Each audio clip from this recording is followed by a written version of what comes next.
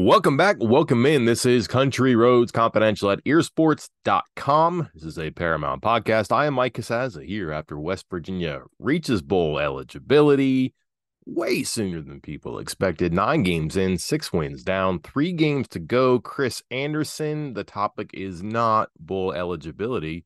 It is all the chips left on the table for the Mountaineers as predicted. With each passing win, with each passing week, the expectations grow. So 6 wins, great. Cool. Get to 8, maybe 9. Um, Obviously next week will be a big challenge with Oklahoma, and Neil Brown acknowledged that, but he also acknowledged that they're talking about things that are bigger and grander than just bowl eligibility. Um, as first reported by you, they cannot be the last place team in the conference. I don't know if that means anything to them, but I think it's a significant thing, and to plant that flag one with a pretty emphatic win, with as stylistic as they can be on offense in a game like that, but also in the first game of November with 3 games left. That is a statement, though. I think they deserve that recognition. It's been pretty clear for a while they're not the worst team in the Big 12, but now that's official, so that's good. And then either the team they played tonight, maybe one of the two teams they played toward the end, maybe a team they just played. I don't know. That's in the running for the worst team in the conference, but they have certainly separated themselves with a certain class of offense. Chris, this is 4 games in a row now against quality opponents. Not the best, but it's Power Five competition, 85 student athletes on scholarship, so on and so forth. And tonight's, I don't know, superlative, I guess, more field goals than they want, I'm sure, but still the most rushing yards since 2016, the most total yards since 2018 against the FBS.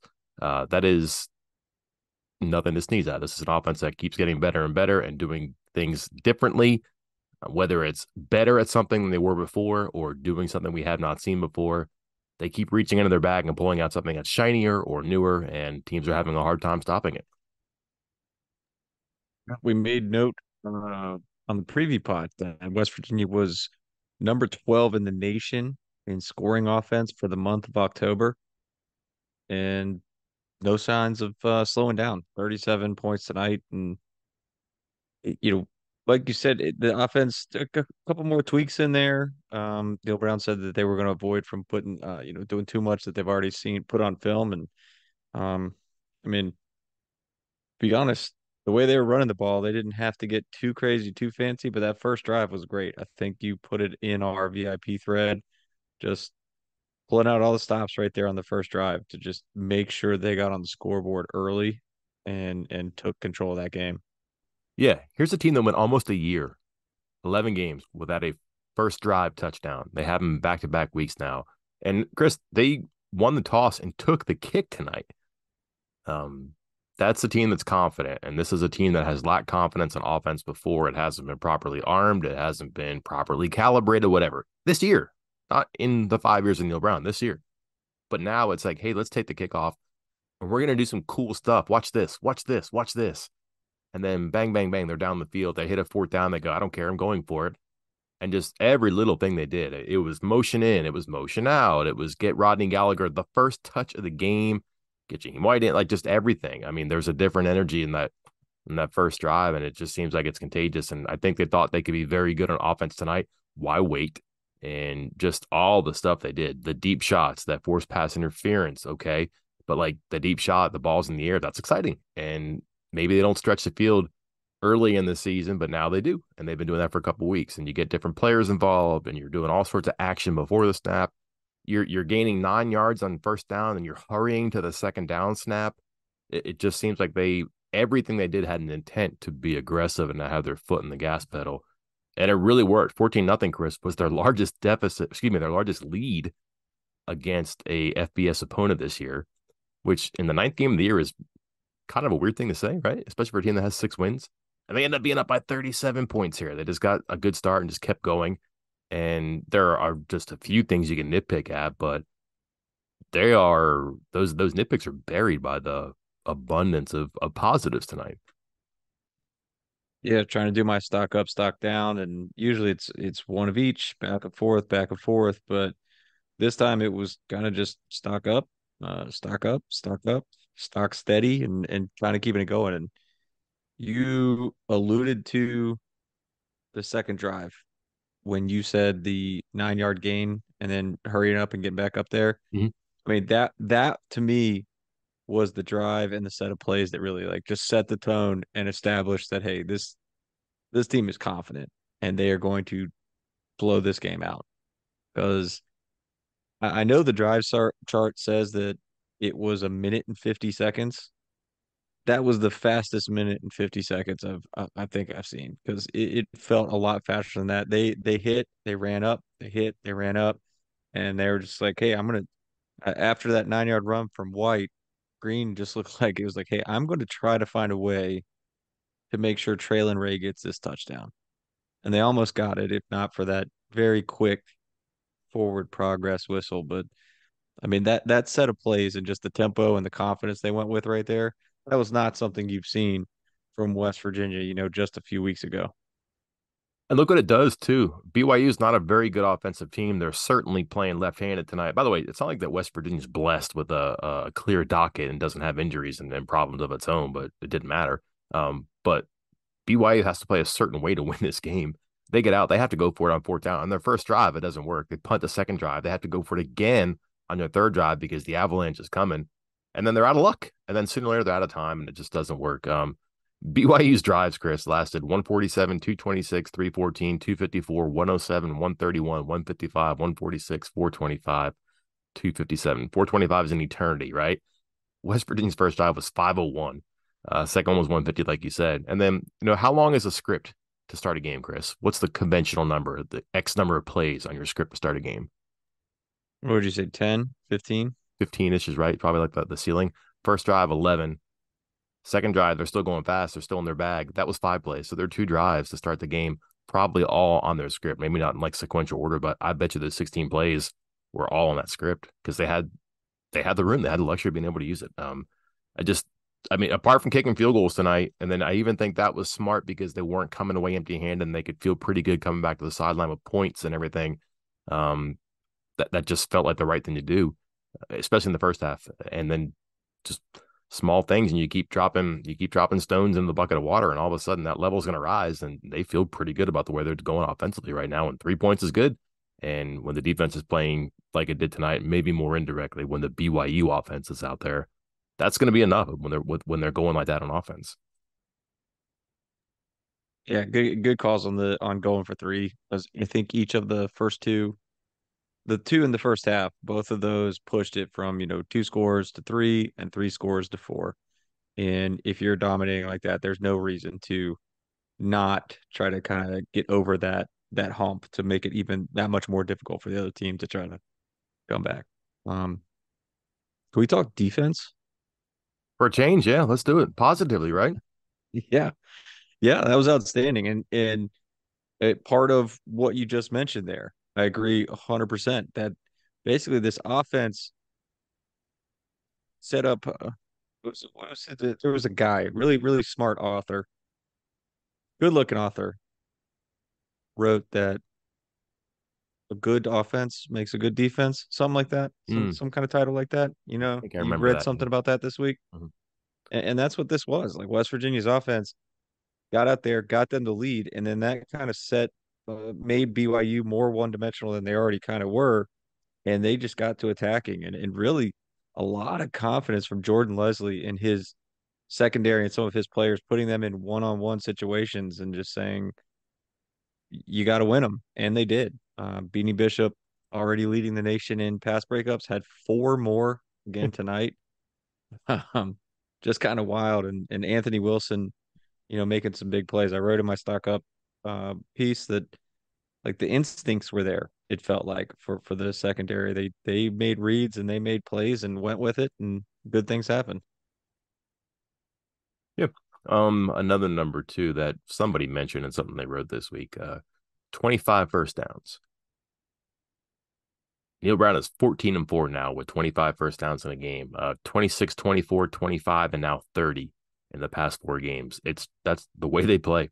And when they get that 25 first downs, you're looking at like 40 points a game.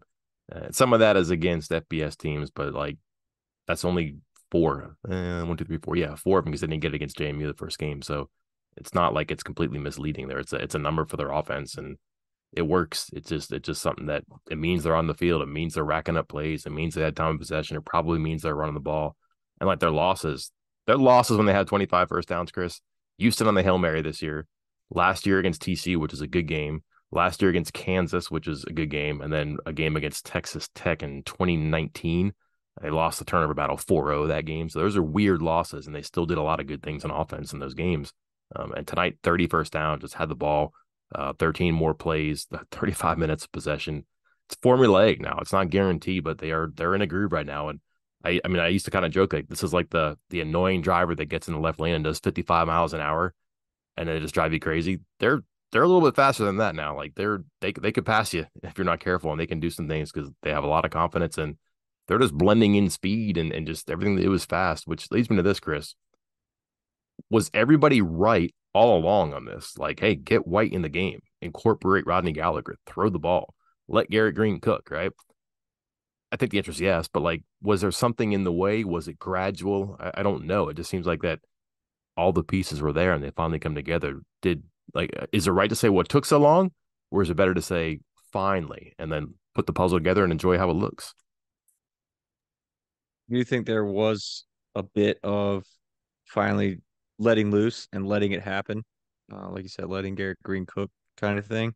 But is it has he bought some goodwill here with another a blowout win that I'm buying what he was selling in post game? He being Neil Brown with his comments about he was expecting this. He felt like this offense was coming around, that Penn State was one of the best defenses in the country, and they had a couple drops, and it kind of just didn't turn out well. And then, bad things going against Duquesne, but kind of who cares? This Duquesne.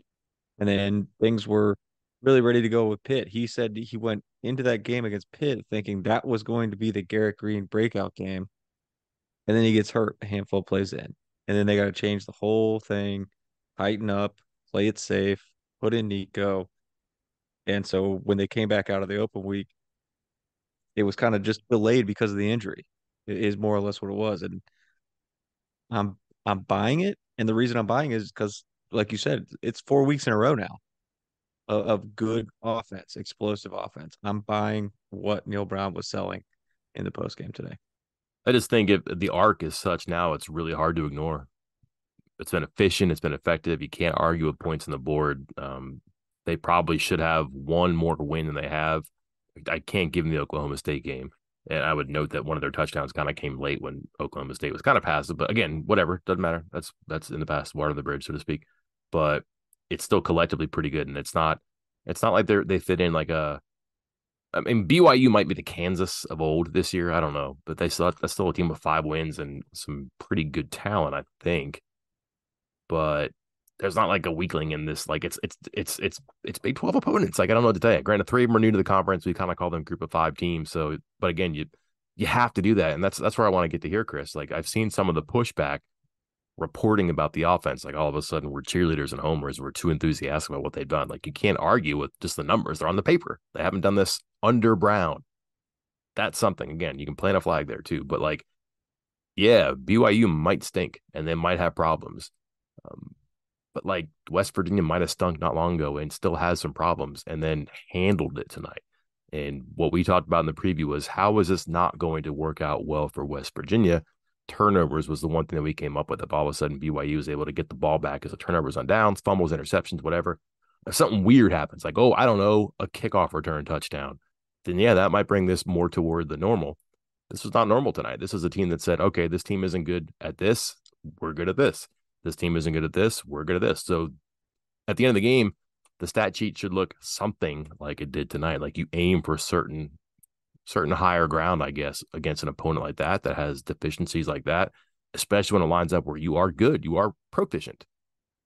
I don't think you can apologize for that. I think like they should feel pretty good that they beat a team like that and didn't make it dramatic. Like a good team does that to a team that isn't good. And there have been times in the past where West Virginia and many other teams have screwed around and made it interesting or had to pay for their mistakes in a game like that when that didn't come into the picture at all tonight. You should mention, accusations of us being cheerleaders and homers within about 2 hour span last Thursday. I received one private message telling me that you and I were so negative about this team that they've never seen such coverage of any team by any outlet, and it was disgusting, and we couldn't even be read anymore. Two Oh hours later, man. yeah, Wow. it was brutal. 2 hours after that, because Thursday morning, I read that when I woke up on Thursday morning. That was sent Wednesday night. Thursday morning, we post the preview pod, and I get a message from someone different, not the same guy, saying that we have bought into the Neil Brown juice because that was the most homerific and quick podcast they've ever heard us do. And What was wrong? no, I exactly that was the thing. And I'm not gonna lie, like when we finished that podcast, I was like, are we dismissing this BYU team too much? Like, is this like, or is this just one of those things where it's so obvious and it's obvious for a reason? Um, and turns out that was the case. Kind of like their quarterback. Hmm. Didn't have a great night, but he's kind of fun. Like I think he's better than Slovis has been lately for sure. And I wonder if they were just like not used to him at all. And then their offense, like their receivers, I don't know how much you could tell on TV, but like their receivers didn't go deep. And that kid's got a big arm. And like a lot of their guys just gave up on routes, and all of a sudden he's scrambling around looking for anything, and he's still in sideways instead of vertically. And I don't know. I thought West Virginia's secondary was pretty good. Pass rush was fine. Defensive line looked like it had its pep back and its step there. Just a good night there, but not a whole lot of threats in the offense. And the fear for BYU, with Slovis, without Slovis, is that they were a one-dimensional team because they don't run the ball very well. And if they were to fall behind against an offense that has been good and might get hot, they're going to be in a lot of trouble. Guess what happens? It's 14-0, 17-0. It goes on and on and on. And all of a sudden, you're like, they're going to have to abandon the run and pass it. And it's a lot easier for a defense like West Virginia to be one-dimensional out there. It just seemed like it went well. Um, Penalties tonight, Chris. These two teams were in the top 20 in penalties allowed, or excuse me, penalties committed. I think 17 and 19, maybe. West Virginia, BYU. I cannot imagine there were many games this year with 20 penalties in the country. And these two teams did it. I have no idea how that happened. And it was pretty weird at times. A lot of them were dumping. I think was it like 5 or 6 false start penalties on WVU. There, I know it was at least 4 on the offensive line, and then there was the one on CJ Donaldson. So I guess it was 5. But yeah, and some crucial ones too, because not only did uh BYU, lose out on that kick return for a touchdown, but then West Virginia's the penalties on the offensive line, is 35, moving them back 35 yards, but then also negated like another 37 yards in gains. So, if this game were any closer, these would have been some crucial penalties. You're right when you mentioned it at the very beginning of the podcast that there were some negatives and they're kind of just forgotten because everything else was so good. This was certainly the case. What do you make of the Rodney Gallagher influx in the offense? Just trying to find some kind of spark, and I like it. The more options you have, the better. And he's quick, he's squirmy, he's athletic, and he can make some plays. So the more guys that you can get on the field. I mean, we're a few weeks removed from saying that the receiving core was so dreadful they couldn't make any plays, and I think I had them dead last in the position group power rankings. So they're making plays now and they're trying different things, and I like it. What if his fate isn't to be like a 40-40 guy? Not like home runs and stolen bases, but could he get like 40 carries and 40 catches? Not this year, I don't think. I don't think he's got, let's see, 10 carries, and so he's got 13 carries and 7 catches, 5 catches. Yeah, he's not going to get to 40-40 this year, but like he's such a weapon, perhaps, that they can move him around and like get him the ball, and he ends the year with probably more than 40 catches. But if he gets like 40 carries and 40 catches plus, kind of an exciting piece of the offense there. And you can see they're blending him in. They're getting him stuff where he's good at. Now they figured out what he can do when he can't do, as evidenced by that really fluky sequence on the extremely delayed penalty on Wyatt Milan for being down the field, and that just wonky review. And they went back and they're in the exact same play because like that was cool. Let's do it again, and it worked there too. Jaheim White, 16 carries, 146. CJ Donaldson, 14 carries, 102. They end up with 336 yards. It's actually 337 because of a knee. No sacks, so the offensive line continues to play pretty well. Have we overlooked that, Chris? Because these rushing numbers are hard to ignore, and their pass protection has really gotten under the radar. They get a lot of help from Garrett Green because he's fast and gets out of trouble, but they've also stood up and given him time to throw the ball deep. Didn't really happen tonight, but didn't have to. But um, left tackles missed a game. Left guards missed a game. Right tackles missed a game. The right guard has not been exemplary, but not terrible. And yet these numbers, again, are kind of hard to ignore. This offensive line doesn't maybe get the credit that these numbers indicate it would deserve, or has the opinion been just and that they could be better at times, and it certainly could be a lot worse? I think they're playing somewhat better. I think today was probably their best I've seen them perform.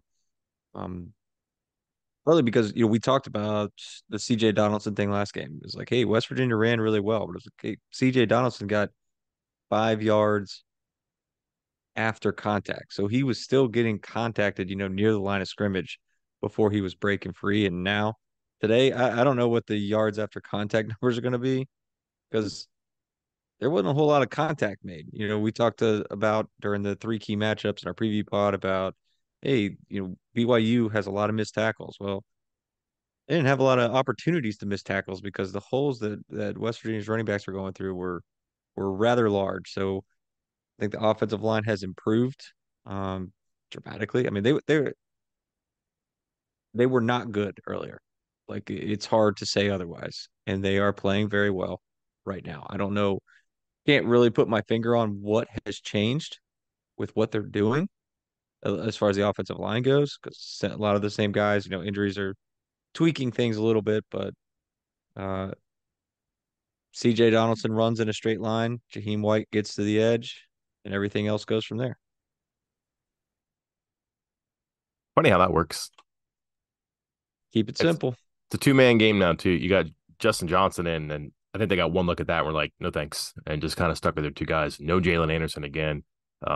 Strange. So I mean, they've kind of figured out less is more. It's not a four-man thing. It's not even a three-man thing right now. The third man is probably Rodney Gallagher. Maybe they combine Green and Gallagher into one, but like those two get 7 carries, and that's about normal here too. We can wrap up here. I just want to get into the passing game a little bit. Green's 12 of 24 for 205 yards, but he's probably going to float around that. We said it before. He's going to be like in that 55, 60%. He's going to average like 15 yards of completion when he's good, and he's going to miss some throws. And he did all that tonight. Didn't have to run it a whole lot. No need. He was fine. Um, Sooner or later, someone's going to figure out that this team can run the ball and just sell out of stopping it. And it may be Oklahoma next week. In fact, I think Green's probably going to have a really good game if they're going to beat Oklahoma, but they're going to need more out of their receivers too. It just seems like, I mean, Cole Taylor, 6 targets today, 1 catch. It's a 43-yard touchdown, which I could write a whole lot about. There are times where he was open and Green missed him. Just easy stuff there, layups, I guess, too. Could have gotten a little bit more creative on some stuff. The touchdown to Preston Fox, he had a wide open trail and ran left on the left side. Could have made a really easy play there.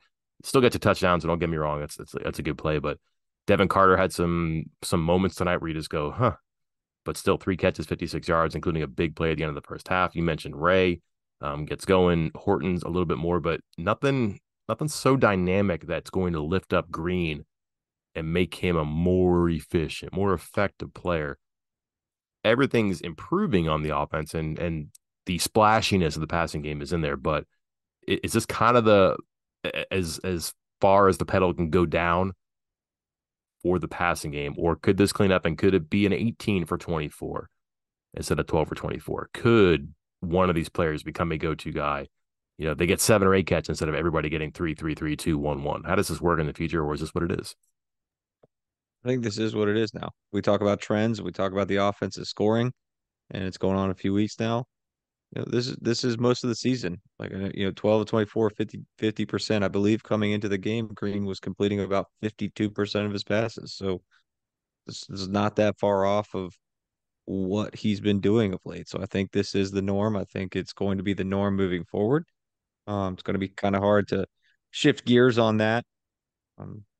And it's some of it's finding that touch. He has a really hard time finding touch with some of these short passes, some of these tosses out to the flat, to the running backs, to the tight end. I mentioned the throw to Cole Taylor that was like 2nd and 2, and he was wide open and just sailed him. There were at least two, maybe three passes to his running backs where, I mean, they get the running back. I think one of them was Donaldson and one of them was White, or a couple times Donaldson, one White, one Johnson, like 3 feet away and throwing it 100 miles an hour at him. Like you got to be able to find the touch on that to make it work with the running backs because those were big plays that were left on the field, which is kind of wild to say when you're scoring, 37 points and resting most of the second half. But I also wonder that that's a great point about that touchdown throw into the back of the end zone. And you said Traylon Ray was wide open on the left. Mm-hmm. I wonder how much of that they see when they're watching film and how much of that is he seeing as they're reviewing it because you're not seeing it on TV. You have to be catching it live when you're watching it there in the press box. So I wonder how often he's maybe making the wrong decision, like on who to throw to, just like that touchdown. Like that was the wrong decision because Traylon Ray was wide open. Ended up being a touchdown. So okay, but how many times is he missing a pass or it's falling incomplete because he's throwing to a guy who's covered when there's somebody wide open? Yeah. And that Just ball just gets thinking out loud. the ball squirts up into the air and it gets picked off or knocked out of bounds, whatever, then you're probably having a conversation about it. But I think you still have a conversation about like just hey, check it down to Ray. He's wide open. I'm not sure he walks into the end zone. I think I might have said that before. There's a guy who was kind of scouting him, but he was on like the goal line, and Ray should be able to make a lot of that distance up and do something good with it. But again, touchdown. So living the charmed life right now. That's fine. I guess we can talk about this, Chris. 3 games to go, 1 game out of first place. A major opportunity next week if they beat Oklahoma. Then you're looking at a team that's really got a chance to win 8 regular season games and to finish the Big 12 season at 7-2, which I guess is a strange thing, right? Would that be right? 7-2? That would be correct. I can't even believe the words out of my mouth sometimes here. But listen, that's on the table right now. It absolutely is. Like it's not a 1 game season. I have no idea what Baylor's going to have left in the tank or who's going to be coaching Baylor at that point. We'll see. Probably going to be Dave Aranda, but still, Cincinnati probably the best of the defenses left. I think maybe we'll see. Oklahoma might have something to say about that. My point being, they're like pushing that boulder up the hill for so many games or so many seasons now, and they're right there to break through and get Oklahoma again back-to-back years, but to win this one on the road. And dare I say, Chris, this is the best shape they've been in to play Oklahoma since Brown has been here. I don't even think that's a contest. Um, there's a lot on the line Saturday for a game that's still not that deep in the regular season because that is a game that they can leapfrog some people if they win. And the game set just announced moments ago. It's a night game, 7 p.m. Fox. So This be is a under the primetime lights. team. Yeah, man. What is this? Like 7 to 8 games, 8 to 9 games, whatever, however many games they played so far, everything but one. They had A a lot of night 3:30 and a games. noon, right? Yeah. So pretty good. Oh But yeah, there was the 3:30. Yeah. My But this least is real favorite. now. I mean, this is what happens. The more you win, obviously, the later in the season, especially this comes in. But like, it's not wild to say that. I mean, it may be an elimination game in the Big 12 too, if you think about it. One of those teams is going to go in and come out with 2 losses. One's going to go in and come out with 3 losses, and it's going to be really hard to get back into the championship game finishing with 3 losses. In fact, probably not going to happen. So it's a big game, and they're in good shape here too. But come a long way from just 3 weeks ago being like, "Hey, guys in the hot seat again," and here they are saying that this is a hot team, and the guy who's off the hot seat has pulled a lot of the triggers that he had to pull on offense to make this work. I guess that's why you play the games, huh? I guess so. Anything else here? Would you like to send a card to Chase Roberts? God, don't get me started on that again. Okay. Yeah, Thoughts the guy, on I don't know if you got to see it there because again, I'm watching from afar and they showed it on replay, and the guy tried to get up and fell twice because he was so concussed. And BYU's training staff was like, you know what? I think it's a good idea to put him back out there when we're down 4 scores. Let's do it. not merely Like, concussed, but so concussed? it's unbelievable It this was day and concerning. age to be doing that. That was concerning. I was surprised he had a helmet anywhere near him, and never mind he got back in the game, but that'll be it. All right, that'll we'll tap out here. Coming up on the site, typical Sunday for us. Three things I think. Three things I know. Plays that change the game. Power rankings, which ought to look really interesting tomorrow. You got a sneak peek for us? Texas won, and then Uh, just a jumble for two. yeah, I don't know. I have no idea what I'm going to do at two right now. But yeah, Texas won, and then I don't know. Oklahoma State moving up again. It's crazy. Your boy Mike Gundy. Emotional game right there. And then, I mean, you're playing Oklahoma with that hangover too. They could be ticked off or they could be deflated. Um, Yep. we'll see. But they got the Texas game, so if they went over and two in their rivalries this year, that'd be a tough year for Oklahoma. But nothing to worry about. We'll break down the Sooners in detail, starting before you know it. Then in a basketball game on Monday, so a lot of plates spinning at once, and one team surprising, and one team maybe beginning to spring some surprises of its own. We'll see sometime soon here. Until then, I'm Mike Casazza. And I'm Chris Anderson. We will talk to you then.